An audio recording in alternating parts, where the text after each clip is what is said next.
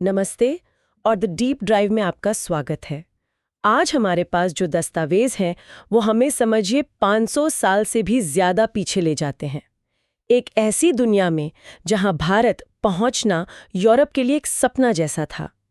ये कहानी है पुर्तगालियों के भारत आने की। लेकिन हमारा मकसद सिर्फ ये जानना नहीं है कि वास्को डी गामा कब आया। हम ये समझने की कोशिश करेंगे कि आखिर ऐसी क्या मजबूरी थी या ऐसा क्या जुनून था जिसने यूरोप के एक छोटे से देश को दुनिया के सबसे ताकतवर महासागरों में से एक पर कब्जा करने के लिए उकसाया। बिल्कुल। और ये कहानी सिर्फ मसालों और मुनाफे की नहीं है। जैसा कि इन स्रोतों से साफ पता चलता है, इसमें धर्म का जोश था, तकनीक का एक तरह से कहें तो घमंड था, और एक बिल्कुल नई तरह की सोच शामिल थी। सदियों से जो हिंद महासागर एक खुले मैदान की तरह था, जहां सब मिलकर व्यापार करते थे, उसे कुछ ही दशकों में एक किले में कैसे बदल दिया गया, जहां दरवाजे पर एक पहरेदार खड़ा था और वो पहरेदार पुर्तगाली थे। ये बदलाव ही आधुनिक भारत के इतिहास की नींव रखता है। चलिए तो फिर कहानी की शुरुआत वहीं से करते हैं जहां से ये सब शुरू हुआ। मतलब वास्को डी गामा के आने से भी बहुत पहले 15वीं सदी में भारत और यूरोप के बीच व्यापार तो हो ही रहा था, है ना? हो रहा था, बिल्कुल हो रहा था। तो फिर अचानक समंदर के रास्ते की इतनी क्या जरूरत पड़ गई? हाँ, यही तो सबसे दिलचस्प सवाल है। व्यापार तो आप देखिए हजारों साल से हो रहा था। रोमन साम्राज्य के जमाने से भारत के मसाले, रेशम, कीमती पत्थर, ये सब यूरोप पहुंचते थे। लेकिन इसमें एक बहुत बड़ा लेकिन था। ये व्यापार सीधे नहीं होता था। 7वीं सदी के बाद अरब व्यापारियों ने इस पूरे रूट पर मतलब अपना दबदबा बना लिया था। भारत से सामान पहले लाल सागर के रास्ते मिस्र या सीरिया जाता, वहां से वेनिस और जेनुआ के इतालवी व्यापारी उसे खरीदते और फिर वो यूरोप के बाजारों में पहुंचता था। मतलब एक सामान के यूरोप पहुंचने तक कई बिचौलिए थे और हर कोई अपना मुनाफा जोड़ता होगा। बिल्कुल। और ये कोई छोटा मोटा मुनाफा नहीं था। अरब व्यापारी इसे एक तरह की मोनोपोली मतलब एकाधिकार बनाकर बैठे थे। फिर 1453 में एक और बड़ी घटना हुई। ऑटोमन तुर्कों ने कॉन्स्टेंटिनोपल पर कब्जा कर लिया। अच्छा, जो जमीनी रास्ते का एक बड़ा गेटवे था। हाँ, अब तो जमीन का रास्ता भी लगभग बंद हो गया और यूरोप में भारतीय मसालों, खासकर काली मिर्च की मांग आसमान छू रही थी। क्यों? इतना क्या खास था? उनके पास मांस को लंबे समय तक सुरक्षित रखने का और कोई अच्छा तरीका नहीं था, और कीमतें ऐसी थीं कि काली मिर्च को काला सोना कहा जाता था। अच्छा, काला सोना। तो एक तरफ जबरदस्त मांग थी और दूसरी तरफ सप्लाई पे कह सकते हैं दुश्मनों का कब्जा। यहां से चीजें दिलचस्प होती हैं। तो पुर्तगाल और स्पेन जैसे देशों ने सोचा कि इन बिचौलियों को पूरी तरह से हटाई दिया जाए। यही उनकी सबसे बड़ी प्रेरणा थी। लेकिन जैसा मैंने शुरू में कहा था, ये सिर्फ पैसे की बात नहीं थी। 15वीं सदी का यूरोप एक अजीब से जोश में था। एक तरफ पुनर्जागरण या रेनेसां की लहर थी। लोग विज्ञान, कला, खोज को लेकर जुनूनी थे। बेहतर जहाज बन रहे थे, नेविगेशन के नए नए तरीके खोजे जा रहे थे। और दूसरी तरफ एक गहरा धार्मिक जुनून भी था। धार्मिक जुनून? व्यापार से उसका क्या लेना देना? बहुत गहरा लेना देना था। स्पेन और पुर्तगाल ने सदियों तक मुसलमानों से लड़ाई लड़ी थी, जिसे रिकॉन्क्विस्टा कहते हैं। वो लड़ाई अब उनकी जमीन पर तो खत्म हो गई थी, लेकिन उसका जोश बाकी था। अच्छा, तो ये व्यापार के साथ साथ एक तरह का धार्मिक धर्मयुद्ध भी था कि हम मुसलमानों के दबदबे को तोड़ेंगे, चाहे वो व्यापार में हो या धर्म में। हाँ, और हमारे स्रोतों में इसका सीधा सबूत मिलता है। 1454 में पोप निकोलस पांचवें ने एक आदेश जारी किया। इसमें उन्होंने पुर्तगाल के राजकुमार हेनरी, जिन्हें हम प्रिंस हेनरी द नेविगेटर के नाम से जानते हैं, कोई अधिकार दिया कि वो समंदर के रास्ते पूर्व के दूर किनारों तक जाएं और वहां के गैर ईसाई लोगों पर कब्जा करें और ईसाई धर्म का प्रचार करें। ये एक तरह से कह सकते हैं लूट और कब्जे का लाइसेंस था, जिसे धर्म की चाशनी में लपेट कर दिया गया था। कमाल है। मतलब पोप ने उन्हें एक तरह का खुला न्योता दे दिया कि जाओ और जो कुछ भी ईसाई नहीं है उस पर कब्जा कर लो। और इन स्रोतों में एक अजीब सी कहानी का भी जिक्र है, प्रेस्टर जॉन। ये क्या था? ये उस दौर की एक बहुत मशहूर पौराणिक कथा थी, एक मिथक था। यूरोपीय लोगों का मानना था कि पूर्व में, शायद अफ्रीका या एशिया में, प्रेस्टर जॉन नाम का एक बहुत ही शक्तिशाली ईसाई राजा है। उनकी योजना थी कि अगर वो समंदर के रास्ते उसे ढूंढ पाएं तो वो उसके साथ मिलकर मुसलमानों पर दो तरफ से हमला कर सकते हैं। तो आप देखिए, व्यापार, धर्म और ये कोरी कल्पना, ये तीनों चीजें मिलकर उन्हें समंदर में धकेल रही थीं। ये तो सच में किसी फिल्म की कहानी जैसा लगता है। और इसी जुनून में उन्होंने कुछ ऐसा किया जो आज सुनने में भी अजीब लगता है। ट्रीटी ऑफ टॉर्डेसिलिस 1494 में हुई ये संधि क्या थी? ये इतिहास की सबसे दुस्साहसी संधियों में से एक है। पुर्तगाल और स्पेन पोप की मदद से अटलांटिक महासागर में उत्तर से दक्षिण तक एक काल्पनिक रेखा खींचकर बैठ गए। एक मिनट। और कहा कि इस रेखा के पूर्व में जो कुछ भी मिलेगा वो पुर्तगाल का होगा और पश्चिम में जो मिलेगा वो स्पेन का। क्या उन्होंने पूरी दुनिया का बंटवारा कर लिया, उन जगहों का भी जिन्हें उन्होंने अभी तक देखा तक नहीं था? ये तो जबरदस्त आत्मविश्वास या यूं कहें कि घमंड था। यही वो मानसिकता थी जिसने उन्हें आगे बढ़ाया और फिर उन्हें पहली बड़ी कामयाबी मिली। 1488 में बार्थोलोम्यो डियाज नाम का एक पुर्तगाली नाविक तूफानों से जूझता हुआ अफ्रीका के दक्षिणी सिरे तक पहुंच गया।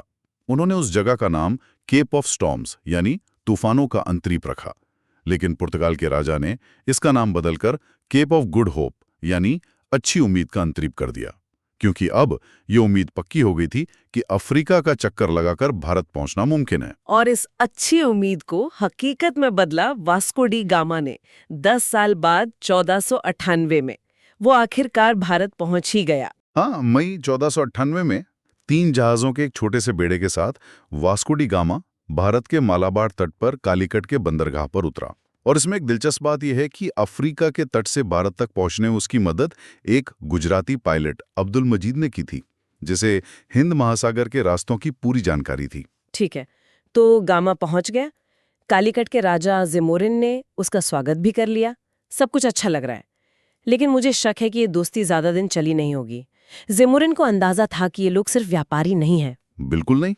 ज़ेमोरिन, जिसका असली नाम समुद्री था, एक हिंदू शासक था। कालीकट उस समय मसालों के व्यापार का बहुत बड़ा केंद्र था। उसकी पूरी दौलत इसी खुले व्यापार पर टिकी थी, जहां अरब, भारतीय, चीनी, अफ्रीकी सब आकर व्यापार करते थे। सदियों से यही नियम था, कोई किसी पर अपना हक नहीं जताता था, सब मुनाफा कमाते और चले जाते। तो ज़ेमोरिन ने पुर्तगालियों को भी उन्हीं में से एक समझा। उसे लगा कि एक और खरीदार बाजार में आ गया है, इससे तो उसका ही फायदा होगा। लेकिन पुर्तगालियों के इरादे कुछ और थे। वो इस खुले बाजार वाले सिस्टम को मानने के लिए नहीं आए थे। बिल्कुल नहीं। वो मुनाफा कमाने नहीं बल्कि एकाधिकार करने आए थे। उनका एक ही मकसद था, अपने सबसे बड़े दुश्मन अरब व्यापारियों को हिंद महासागर से पूरी तरह बाहर फेंकना। वो इस व्यापार को जीतना चाहते थे, इसमें हिस्सा नहीं लेना चाहते थे। वास्को डी गामा भारत में 3 महीने रहा। जब वो वापस पुर्तगाल गया तो उसके साथ जो काली मिर्च और दूसरे मसाले थे, उन्हें बेचकर उसे अपनी पूरी यात्रा के खर्च से 60 गुना ज्यादा मुनाफा हुआ। 60 गुना? इस एक यात्रा ने तो पुर्तगाल की आंखें खोल दी होंगी। उन्होंने साबित कर दिया कि बिचौलियों को हटाने में कितना पैसा है। इसने सिर्फ पुर्तगाल ही नहीं, पूरे यूरोप की आंखें खोल दी। अब भारत का रास्ता एक हकीकत बन चुका था। इसके बाद जो हुआ वो हिंद महासागर के इतिहास का सबसे हिंसक मोड़ था। 1500 में पेड्रो एल्वारेज कैब्राल नाम का एक और पुर्तगाली कमांडर 13 जहाजों का बेड़ा लेकर भारत आया। उसने कालीकट में एक फैक्ट्री लगाने की कोशिश की, और जाहिर है जो अरब व्यापारी वहां पहले से थे उन्हें ये पसंद नहीं आया होगा। उन्हें बिल्कुल पसंद नहीं आया।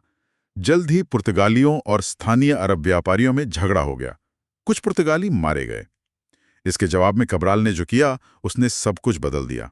उसने बंदरगाह पर खड़े कई अरब जहाजों पर हमला कर दिया, उनके सैकड़ों नाविकों को मार डाला, उनका माल लूट लिया और जहाजों में आग लगा दी। ये सिर्फ एक लड़ाई नहीं थी, ये एक संदेश था कि अब हिंद महासागर के नियम बदल चुके हैं। तो जिस राजा ने उनका स्वागत किया था, उसी के बंदरगाह पर यह सब किया गया। ज़ेमोरिन की क्या प्रतिक्रिया थी? ज़ेमोरिन हैरान रह गया। ये सरासर समुद्री डकैती थी। जब वास्को डी गामा 1501 में दोबारा, इस बार ज्यादा बड़े और ताकतवर बेड़े के साथ वापस आया, तो उसका रवैया पूरी तरह बदल चुका था। वो एक व्यापारी की तरह नहीं, एक विजेता की तरह बात कर रहा था। उसने ज़ेमोरिन से सीधे सीधे मांग की कि वो सभी अरब व्यापारियों को कालीकट से निकाल दे। ये तो सीधी धमकी थी। और जब ज़ेमोरिन ने अपनी संप्रभुता दिखाते हुए इनकार कर दिया, तो गामा ने कालीकट शहर पर बमबारी शुरू कर दी। उसने मक्का से लौट रहे तीर्थयात्रियों के एक निहत्थे जहाज को पकड़ा। उसमें मौजूद सैकड़ों लोगों, जिनमें औरतें और बच्चे भी थे, को जिंदा जला दिया। उसका मकसद साफ था, व्यापार नहीं, आतंक फैलाना। वो ये दिखाना चाहता था कि समंदर में असली ताकत किसके पास है। ये सुनना भी भयानक है। तो उन्होंने अपनी नौसैनिक ताकत का इस्तेमाल करके पूरे व्यापार को हाईजैक करने का प्लान बनाया। इसी सिलसिले में काटा सिस्टम का जिक्र आता है। ये क्या था? क्या ये एक तरह का गुंडा टैक्स था कि अगर हमारे समंदर में व्यापार करना है तो हमें हफ्ता देना पड़ेगा? आपका अंदाजा बिल्कुल सही है। काटाज एक परमिट या पास था जो पुर्तगाली वाइसरॉय जारी करता था। उन्होंने नियम बना दिया कि हिंद महासागर में चलने वाले किसी भी भारतीय या अरब जहाज को ये काटाज खरीदना होगा। अगर कोई जहाज बिना काटाज के पकड़ा जाता तो उसे लूटकर डुबो दिया जाता था। लेकिन ये बात हजम नहीं हो रही। क्या मुगल साम्राज्य जैसे बड़े भारतीय शासकों ने भी ये परमिट लिया? क्या उन्होंने इसका विरोध नहीं किया? ये एक बहुत ही जरूरी सवाल है और इसका जवाब हमें उस समय की ताकत के संतुलन को दिखाता है। मुगल जमीन पर बहुत ताकतवर थे, उनकी सेनाएं विशाल थीं, लेकिन उनके पास एक मजबूत नौसेना नहीं थी। वो समंदर को एक हाईवे की तरह देखते थे, उस पर कब्जा करने की सोचते ही नहीं थे। पुर्तगालियों के पास छोटे लेकिन तेज तर्रार जहाज थे जिन पर तोपें लगी थीं। वो खुले समंदर में किसी भी भारतीय जहाज को आसानी से हरा सकते थे। इसलिए यहां तक कि अकबर महान के जहाजों को भी मक्का की हज यात्रा के लिए पुर्तगालियों से काटाज लेना पड़ता था। यानी जमीन का शेर समंदर में भीगी बिल्ली बन जाता था। इस काटाज में और क्या शर्तें होती थीं? इस पास में यह भी लिखा होता था कि जहाज काली मिर्च और गोला बारूद जैसे कुछ सामान नहीं ले जा सकते, क्योंकि पुर्तगाली इन चीजों पर अपना एकाधिकार चाहते थे। तो इस सिस्टम से उन्होंने 3 चीजें हासिल की। 1, उन्होंने टैक्स वसूला। 2, उन्होंने अपने प्रतिद्वंदियों के व्यापार को नियंत्रित किया। और 3, उन्होंने पूरे हिंद महासागर पर अपनी हुकूमत का दावा ठोक दिया। और एक दूसरा सिस्टम भी था, काफिला। हाँ। ये क्या था? काफिला सिस्टम और भी शातिर था। इसमें पुर्तगाली कहते थे कि समंदर में बहुत समुद्री डाकू हैं, इसलिए स्थानीय व्यापारी अकेले सफर ना करें। वे अपने जहाज़ों को पुर्तगाली नौसेना के एक बेड़े यानी काफिले के साथ लेकर चलें, और इस सुरक्षा के बदले में उन्हें एक संरक्षण शुल्क या प्रोटेक्शन फी देनी पड़ती थी। वाह, मतलब पहले तो खुद डाकुओं जैसा माहौल बनाओ और फिर उसी से बचाने के नाम पर पैसा वसूल करो। यही उनकी रणनीति थी। इन दोनों सिस्टम, काटाज और काफिला के जरिए उन्होंने हिंद महासागर के पूरे ऑपरेटिंग सिस्टम को ही बदल दिया।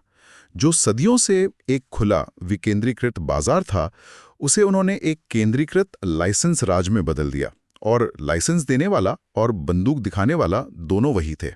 तो अगर हम पूरी तस्वीर को जोड़कर देखें तो ये सिर्फ एक व्यापारी कंपनी का आना नहीं था। ये एक बिल्कुल अलग सोच, एक अलग दुनिया का टकराव था।